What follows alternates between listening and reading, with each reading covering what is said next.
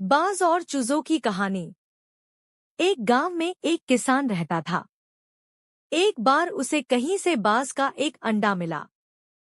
उसने वह अंडा मुर्गी के अंडे के साथ रख दिया।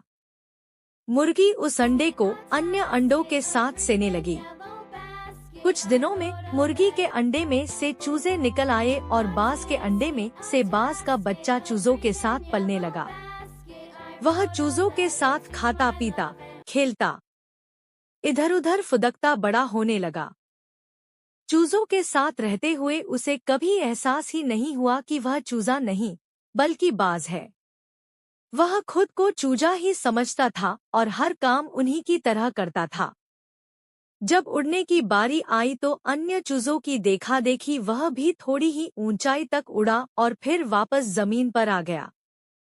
उसका भी ऊंचा उड़ने का मन करता, लेकिन जब वह सबको थोड़ी ही ऊंचाई तक उड़ता देखता तो वह भी उतनी ही ऊंचाई तक उड़ता। ज्यादा ऊंचा उड़ने की वह कोशिश ही नहीं करता था।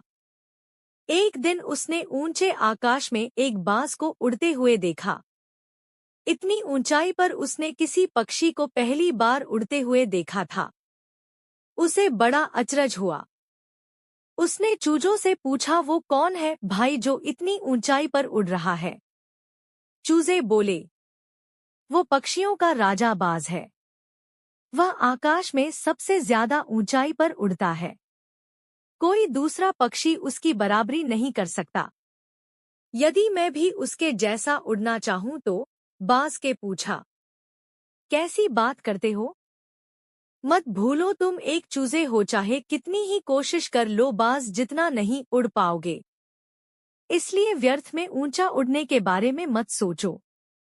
जितना उड़ सकते हो उतने में ही खुश रहो, चूजे बोले। बाज ने यह बात मान ली और कभी ऊंचा उड़ने की कोशिश ही नहीं की। बाज होने बावजूद वह पूरी जिंदगी मुर्गी के समान जीता रहा। सीख। सोच और दृष्टिकोण का हमारे जीवन पर बहुत गहरा प्रभाव पड़ता है। हम सभी क्षमता और संभावनाओं से परिपूर्ण हैं।